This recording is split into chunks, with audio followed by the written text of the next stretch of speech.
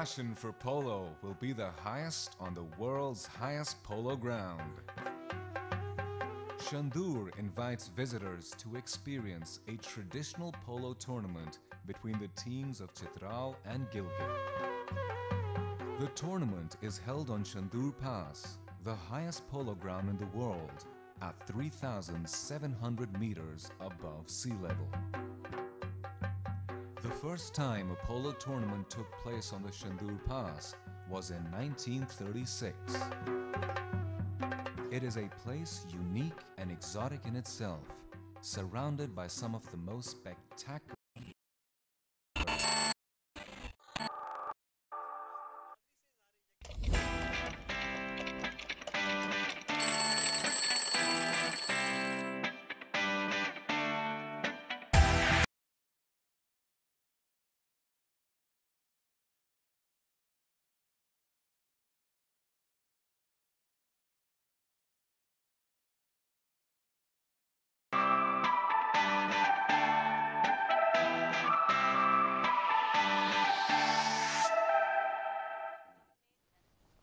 Hallo, assalamu alaikum, good morning, khushamdi, ji ayanu, goeiemorgen. Pakhair agale, ni hao, tjuna shubbe, mashwale, ohio gozaimes, guten morgen, hola, boyor, privyet, kaifa hal, hale shuma chatore, ahlan wa sahlan, marhaba, buna, mucho, gracias, wabigam. And a very amazing good morning to everybody who's tuned into PTV World and are watching World this morning alongside the very fantastic, the very superb, the very 100% matching Shiza Hashmi and Shahzad Khan. Hello Shiza, how are you doing today? I'm doing absolutely great. Thank you so much for asking. What about you? Well, and how are you feeling? Yeah, I think I feel great as well, but you know, I certainly have to ask you this question. Did you know in advance that I'm going to wear pink and white? I did not, and I'll tell you what. So, ladies and gentlemen, here's the thing. If you cannot tell, let me just tell you, this is a sort of virtual studio. So, we generally do not wear light colors, right? Because of course, so many technicalities. And just in the morning, I was wearing, and I was like, Shahzad is going to wear black or blue. It's going to look so off.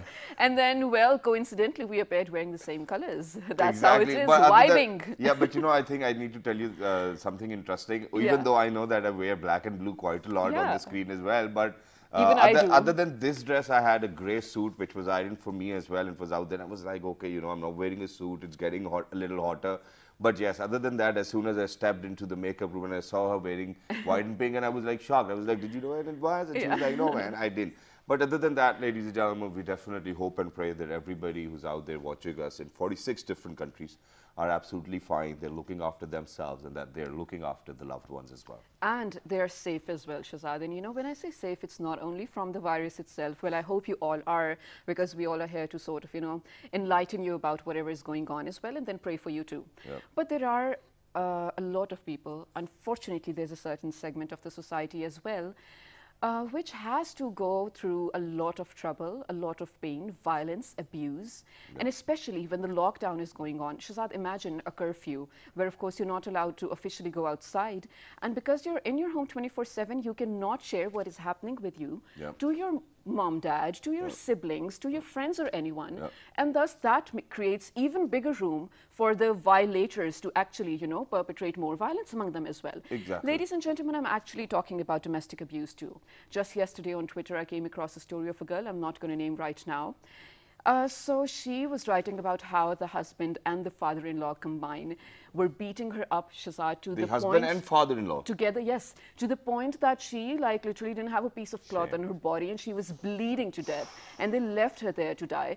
Fortunately, she didn't, but the thing is, she had to go through all of that. I really, really hope and pray from the bottom of my heart that none of you has to go through that. And for the people who do so, well, you are animals, and I really hope your parents paid you enough attention when you were little so that right now we didn't have to face you guys. No, but you definitely have a special place in hell, so yeah, be prepared for that too as well. But other than that, I think I have a similar story.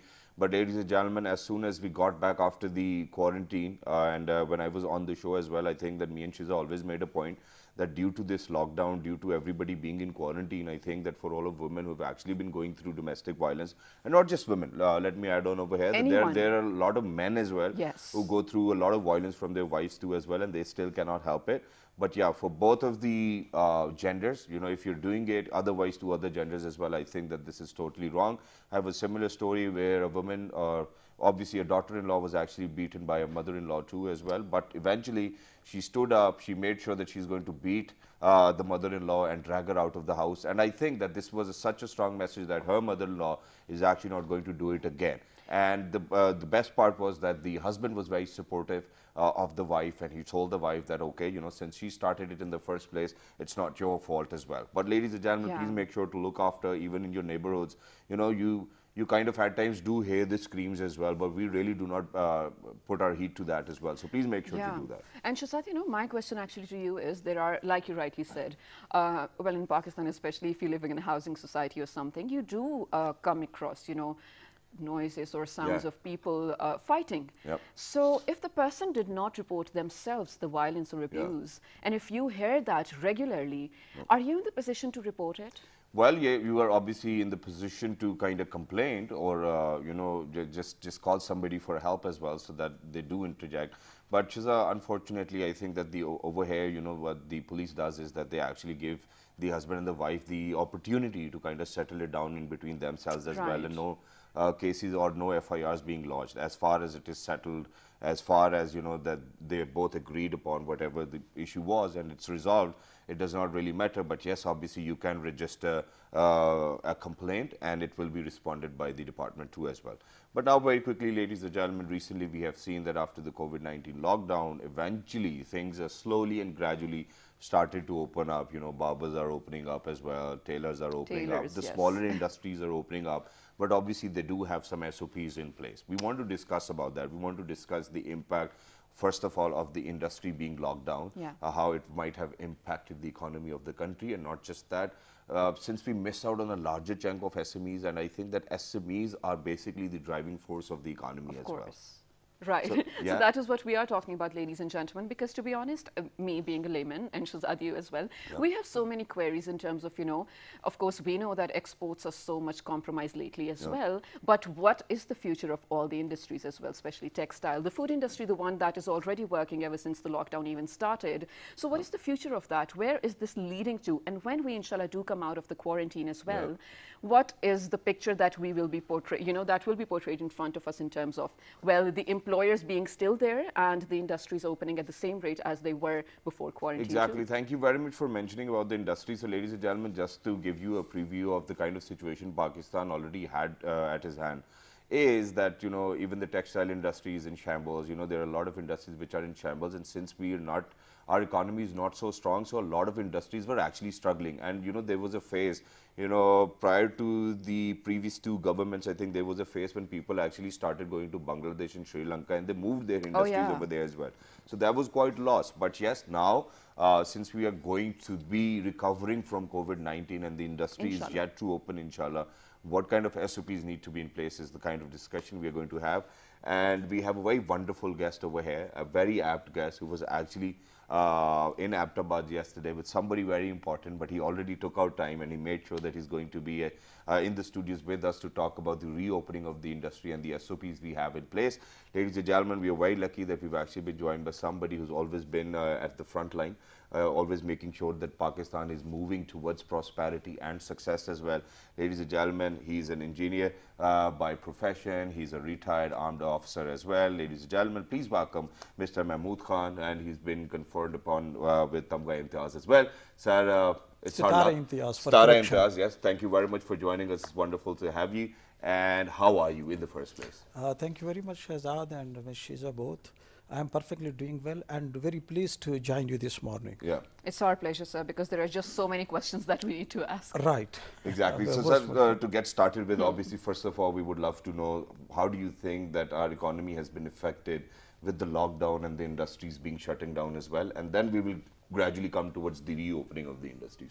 Yes, the lockdown, as it's evident from its name, lockdown means closure of the economic flows. Yeah. Right. Inflows and outflows both.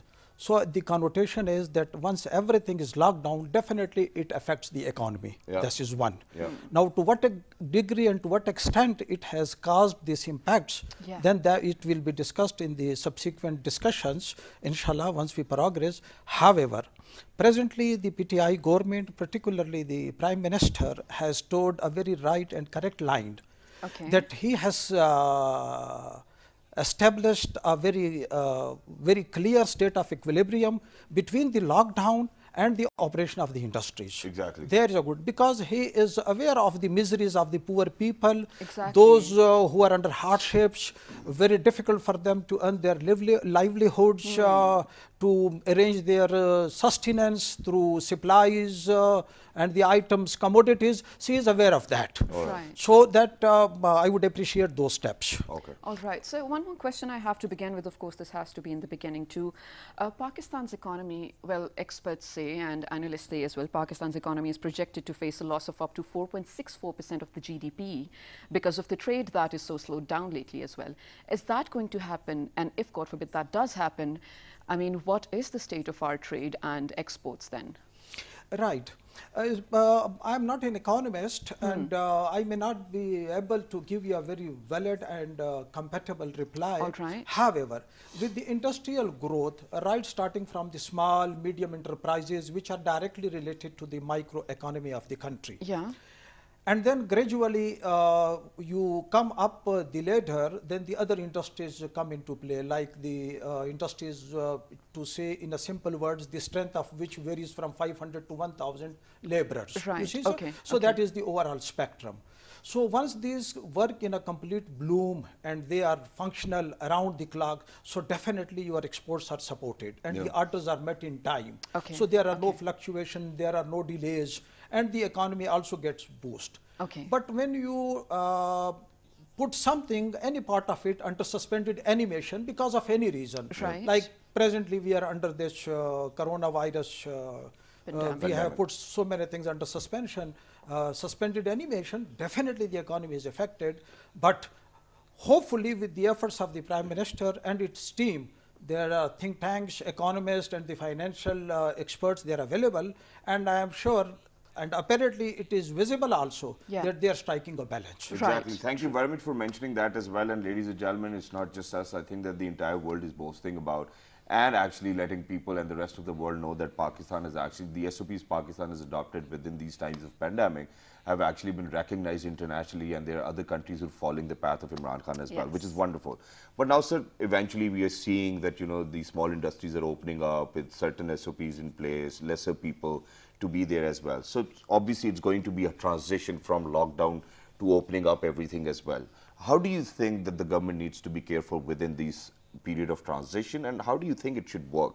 And do you think that all of the industries need to open up at the same time again, or we gradually have to identify and prioritize that, okay, this is the industry we need to open up first, and then gradually we'll move on? I guess, you see, notwithstanding with the SOPs or the instructions which the government has been issuing so far by the federal government and the provincial governments, we all must acknowledge and realize that this coronavirus is real. Yes, The threat which it poses is real and genuine. Exactly. And we don't have to be driven by hypotheses or some sort of conspiracy theories that we are very much immune and we can bear, tolerate the effects. So that is absolutely, you see, we have to avoid this. Exactly. This is one. The lockdown, you see, opening up has to be graded and rolling. Yeah. It doesn't have to be like a switch that you put something off and you push something on. Yep. Because it has taken us by a surprise, because it came up, and in the previous last 3 to 4 months, it rapidly just enveloped the entire world. Yeah. So that, you see, has to be in phases. And the second thing, we must understand one thing, and I would emphasize on this point very much, that the government instructions, SOPs, whatever they are issued, they must be accompanied with the clear and transparent, very clear and transparent, you see, communication to gain the masses engagement, to gain the people's engagement. Right. Because number of times when there is no clarity, then the actions and implementation also becomes very difficult. All right. Okay. So just to you know, correct myself on the thought process I was going through, you know, so Alhamdulillah, Prime Minister have been coming on TV live. He's been talking to the masses. How else do you want them to communicate? Do you want them to send memos to everybody else? I mean, the SOPs are open. They're in front of everybody. Don't you think that it is our responsibility now to adopt them? Definitely, the effects are to be trickling down, reaching down the ladder, because a normal man, he is not much educated to understand your jargons, your English, You see, particularly if you go to the interior Sindh, if you don't teach them, guide them in the language in which they understand, the SOPs may be very good, but the implementation phase may not deliver you that fruitful effect. That's true. If they don't follow that. This is one. Second, that of course, I completely agree with you that at the higher hierarchical level, the policies, the SOPs, instructions, their instructions, they are much elaborate and quite in shape. But yet, the interpretation phase is very important. That is very, very important. Exactly. For which you see we need to have a mechanism down the ladder, particularly once you talk about the laborers, the industrial laborers. So much of them are not very educated. That's true. True. So in the language in which they understand, we have to interpret and guide them. Sorry, Shahzad, to cut you, but I was actually coming to the labor force point as well, because of course, to my understanding, I do see, and Shahzad, I think every other day we speak on the show as well, a lot of people are going out of jobs because of course, necessity. Not a lot of, well, let's say companies or industries are working openly, so there need to be, you know, people need to be let off, unfortunately so. Here's the thing, a lot of businessmen have actually been, you know, sort of requesting the government to utilize their AOB and WWF funds and to give it to their employees so that, you know, no one starves. But I don't think this is a viable solution because this cannot go on for so long, considering that we are a developing country. And, well, the economy is very feeble, to be honest. So when we come out of it, and if we do, inshallah, whenever we do, what do you think is going to happen to the labor force? Are most of them going to stay? And do you think that government may, you know, provide some ease to them in terms of taxes or probably even funds and wealth? You see, one thing we must understand, once we start comparing ourselves to the rest of the world, I don't agree with this concept.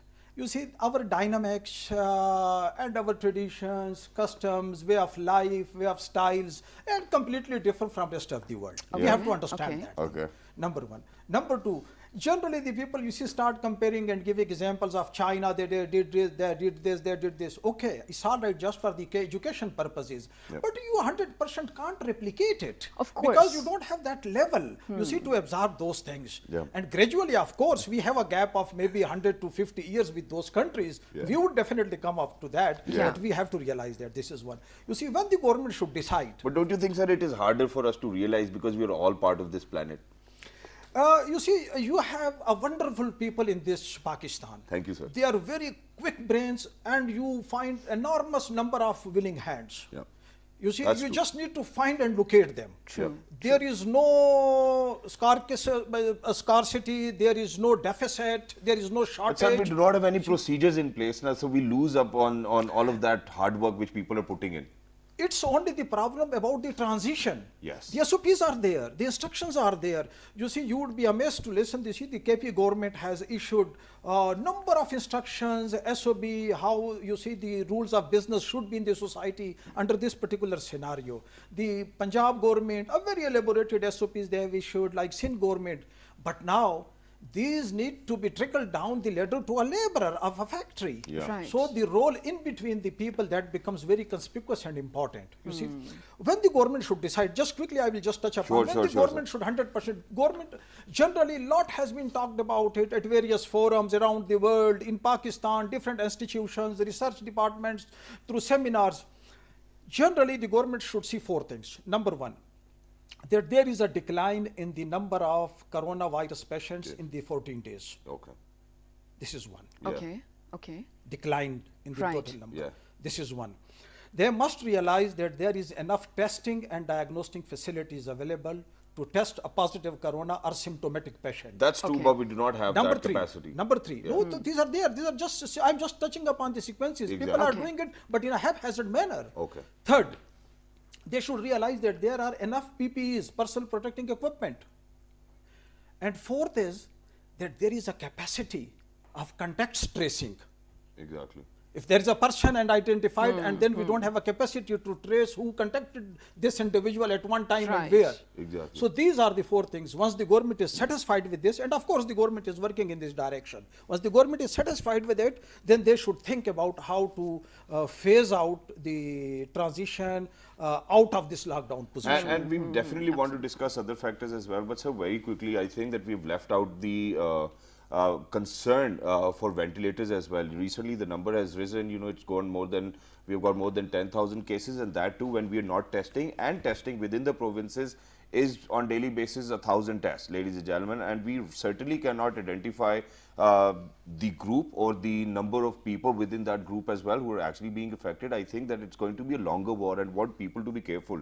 But with more than 130 deaths over here in Pakistan, I think all of a sudden we have forgotten that in times, you know, ahead. I mean, obviously the time previously has been very promising. You know, the government expected it to be at least somewhere around 50,000 cases, but we are still going towards the peak period. How the world has actually encountered with COVID-19 is that, you know, after 14 weeks or 12 weeks or 13 weeks, there's a peak time and you become an epicenter as well. Do you think that we are actually talking about or taking in consideration, because I think everybody is just so relaxed these days, you know, they're coming back to being normal and having a normal life. We are not even having this discussion that, you know, things can still get very worse for Pakistan.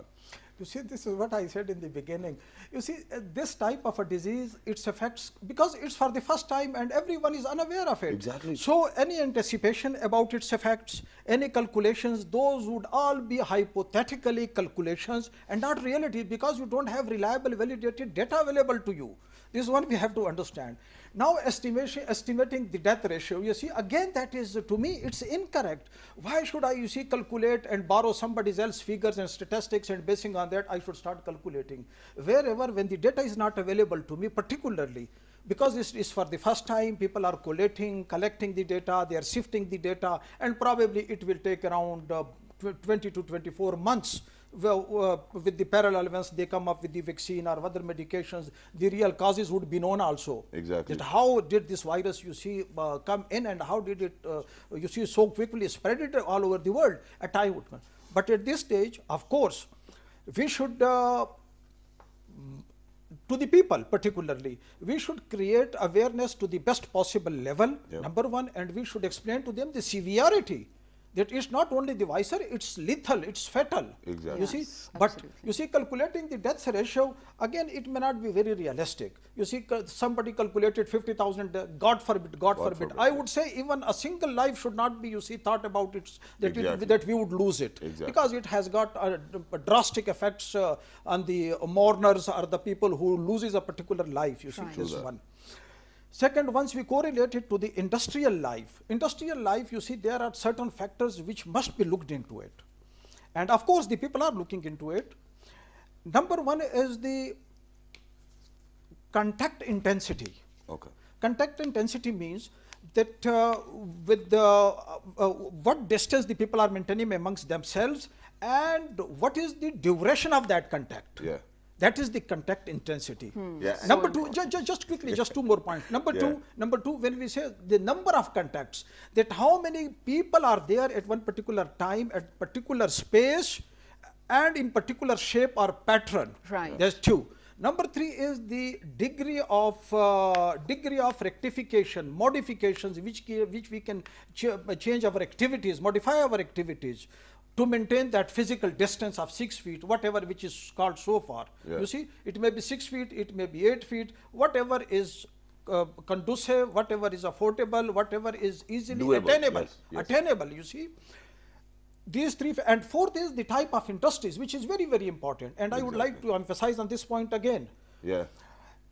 We do not, you see, we are not aware of the industry. There are a number of industries which are technologically very advanced. For example, there is an industry which is PLC. Programmable logical control. The man has to sit in the cabin and he has to just watch a process. Yeah. He doesn't have to, you see, talk to someone. He doesn't have to handle something physically. It's just to sit in a cabin and watch the process. Yeah. There are, you see, there are process industries. Exactly. You see, which are automated. Right. So, There is no cluttering, there is no garnering, there is no, you see, coalition of the people. People have to be at their places, scattered format, pattern, and just to watch the processes. When there is some error, they just push a button, it comes to staff, and the supporting people are asked to come and rectify it. That's great, and it's amazing. And I think that, you know, every word you've said, I think, sir, Makes sense. holds a particular value, and it makes sense as well. But very quickly, sir, before we wrap up this segment, very quickly, I just want you to go with the controls we need to put in place or exercise while reopening, because you really have to be careful. And then one more thing which we were discussing before the show, you said that it's not social distancing, it's physical distancing.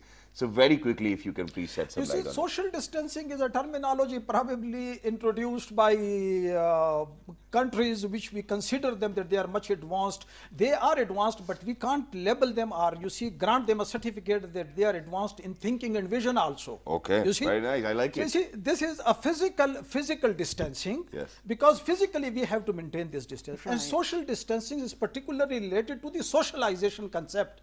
And socialization concept is completely abolished during this scenario of corona. It's not permitted, even within the home, markets, roads, industries, everywhere. Yep. So I would request if people start referring to this word as physical distancing, even within the home. Right, right. It should be preferred. Exactly. You see, once you mix up with your near dear ones. Yeah. No, you're right. It's the physical proximity that we're talking about, and a certain distance needs to be kept among people who are, which by the way, should not sitting together as well. But thank you so much for being a visionary, sir. Thank you so much for being here and sharing all your ideas. Yes, you have something to say. Yeah, just I would like to touch upon just two things very quickly. Within a minute or two, I will Sure, just sir. close it. Go on. A minute is all yours.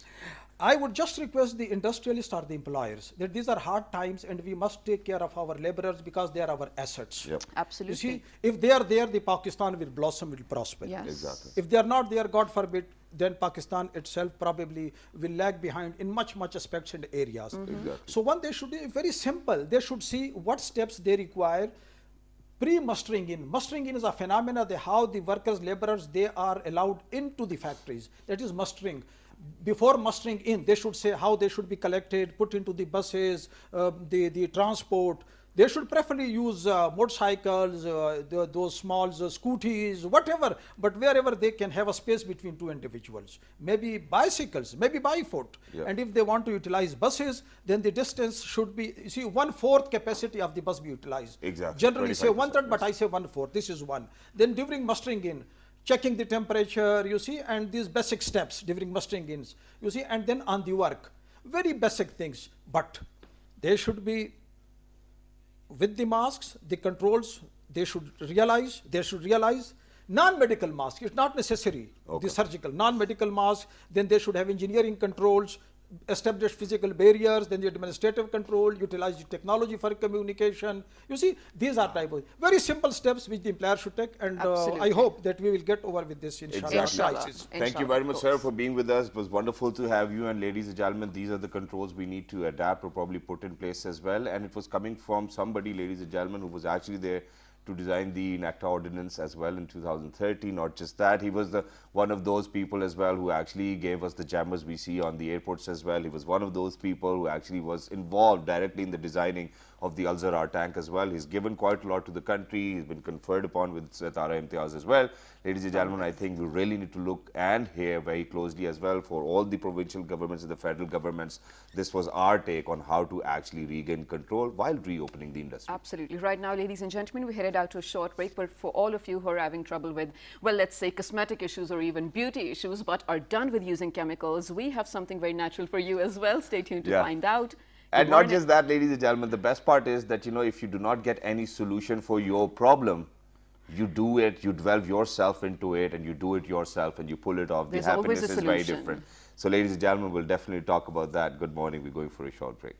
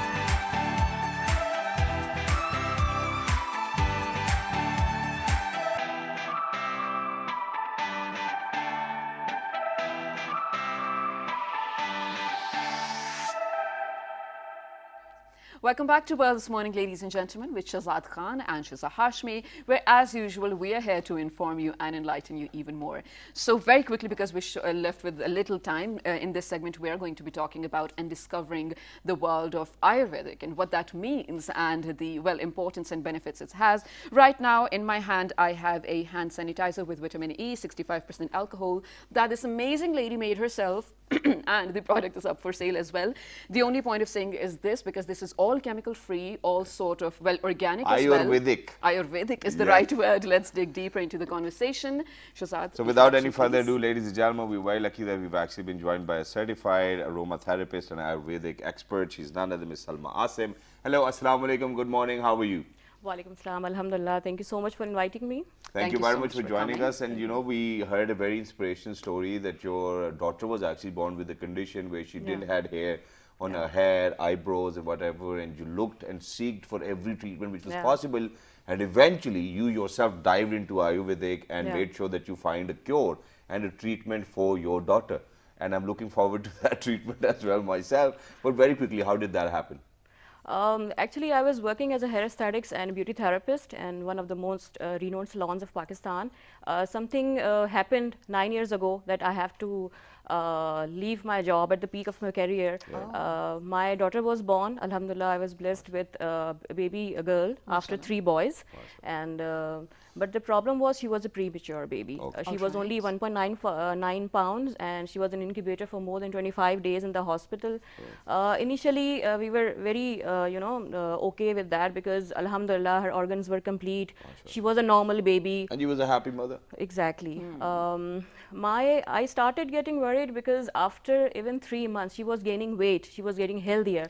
But her hair was not, coming out. Although I can see the roots in the scalp, but she has no hair on her head, eyelashes and eyebrows. So every time I, go somewhere and people started, asking the questions, and it was really weird, and I was really worried about that. So we visited so many doctors, dermatologists.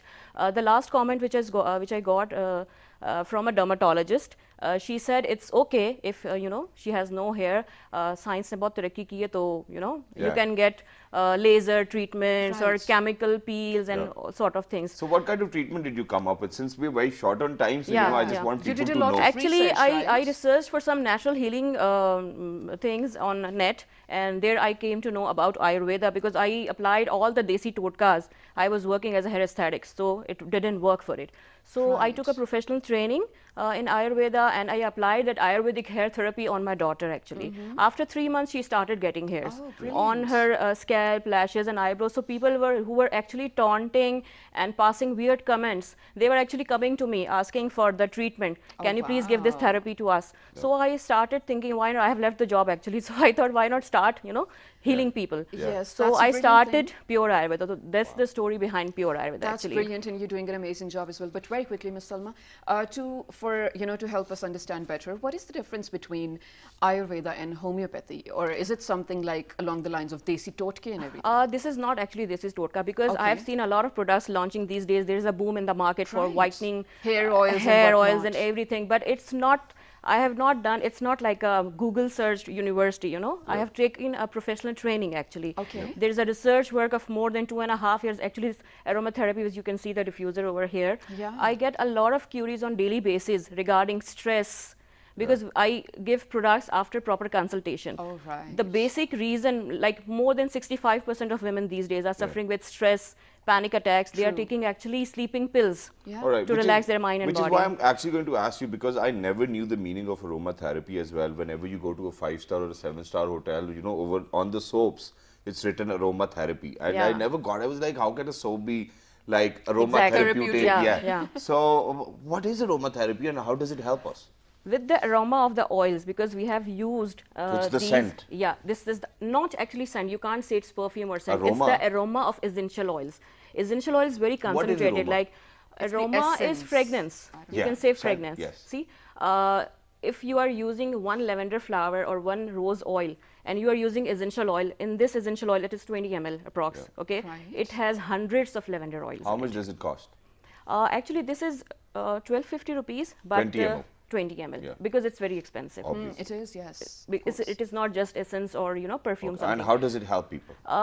When you use it in this water, see? Oh, so pretty.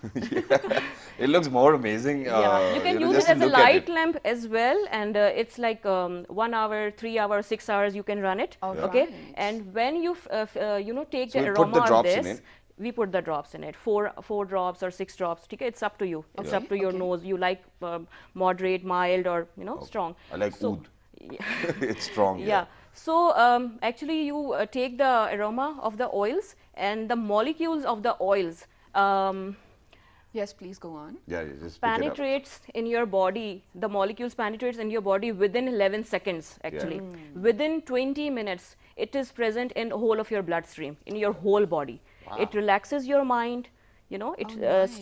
Can we like do it ourselves after the show as well? We need to. Just to get the feeling, Yeah, you can check the aroma. Yeah, so it will help anxiety, it will help depression, it will help panic attacks. Sleep, exactly. And you're going to have a good sleep. It will improve memory as well. And I actually, ladies and gentlemen, I think I agree to this as well, because before sleeping, I always put like a good cologne on my pillow, and that's when I sleep. You feel good, and you feel good and you feel great as well. Very nice. Do you think that it's going to affect in these days as well, where people are coughing, sneezing and all of that? We have this purge oil, okay? This is very refreshing. It kills the bacteria actually. Not all, not 99%, but to some extent. I think it can be beneficial for smokers at least. Yeah, that is. It is. It is. It's a huge market actually. Yeah. But why have you named it Purge? Purge is purification. Yeah. It purifies the air. It purifies your mind. It purifies your body actually. We have sweet dreams. Wow. It helps in your sleeping pattern. We have deep relief. We have using peppermint oil, eucalyptus, wintergreen, cinnamon oils. It helps relax your body. It relaxes your stressed muscles. It helps in migraine. With headaches. That's great. And you have this box. So is it like a complete kit for aromatherapy, or there are other treatments in it as well? So would you mind showing this box as well? Actually, it's sealed, and we bought it for you. Actually, what is in it?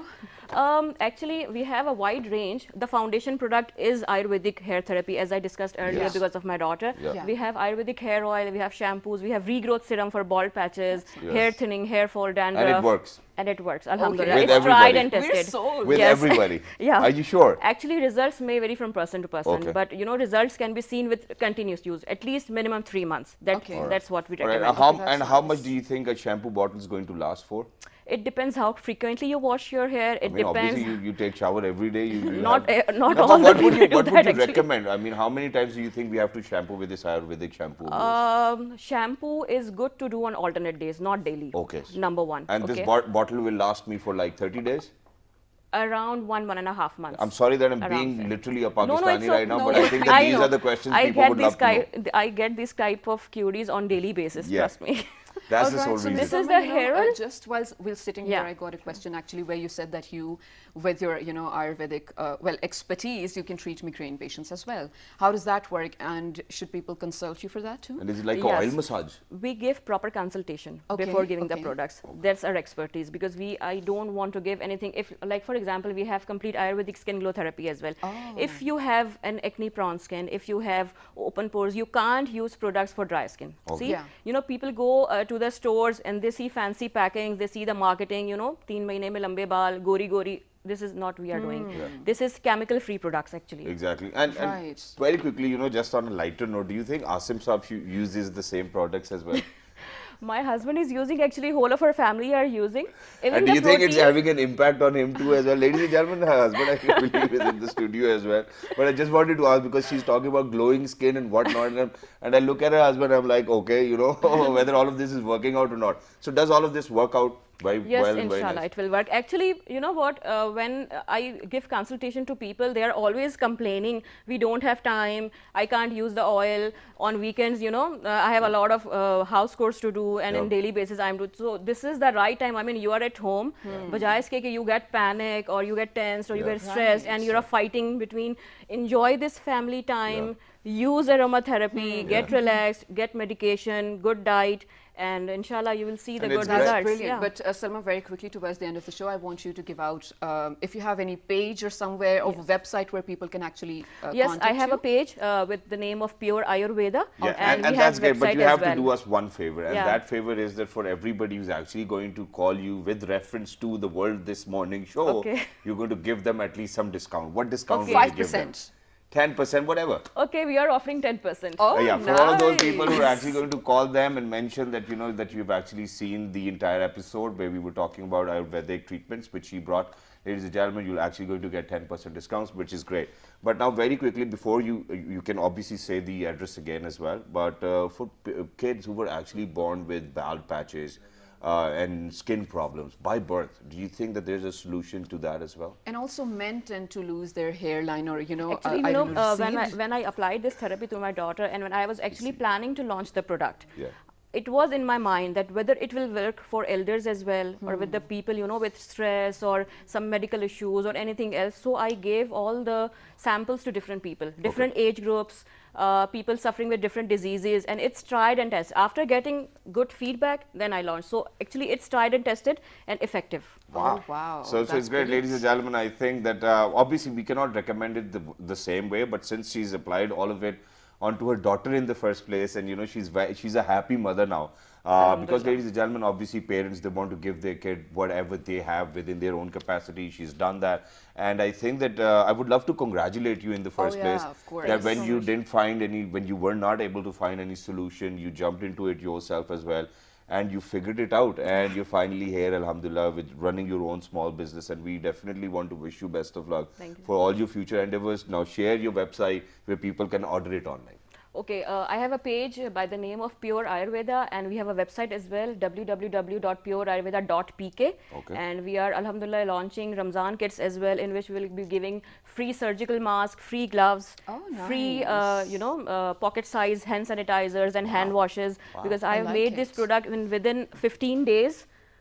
And This it is so has good. 65% isopropyl alcohol, which is very important. Yes. Whoever is using hand sanitizers, please don't make it at home. You can't. DIY is good enough for face mask Okay. and hair if you want to, but hand sanitizer is very complicated. Please Right. don't try it at home. Well, It's not safe. I've shared the recipe on Please my don't Twitter do account this. as well, but don't do it.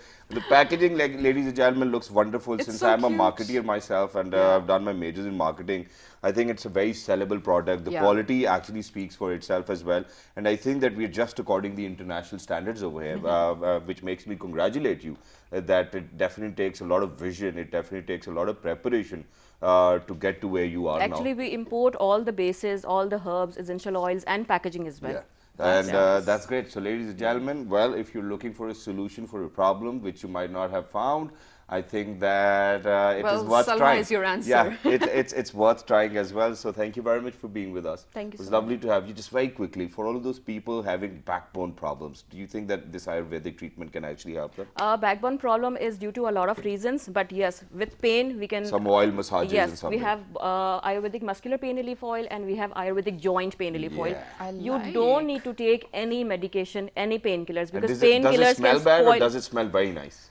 It has peppermint, it has eucalyptus, it has wintergreen, it has brilliant. cloves. It is wonderful. Oh. I'm actually going to buy your entire kit for my mom as well. But thank you so much Inshallah. for being here, ladies Yeah, and buy one gentlemen. for You me know, too as well. I will.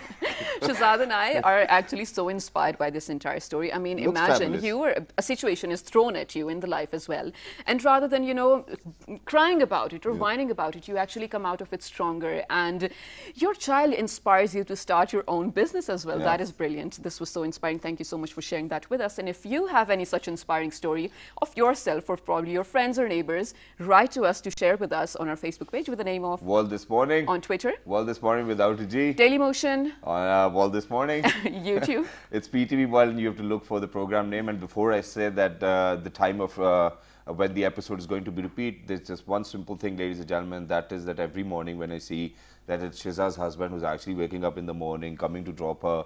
And not just that, I think Miss Salma's husband is over here in the studios with us as well. I think that these newer generation husbands are really very dedicated towards whatever their wives want to achieve, and I think that this is something which we need to learn from. All the men out there, ladies and gentlemen, it works hand in hand. So please make sure that you're supportive, because the very start of the show we said that there's a lot of domestic violence. Please make sure, to all the husbands, to all the wives, whoever is inflicting violence onto other people, please don't do that. You won't land anywhere in life. Please make sure that you work together. And the repeat of the show you can catch at 5 past 11 p.m. tonight. Till the next time, look after yourselves. 1, Good 2, 3. morning. Good morning. Take care. Bye.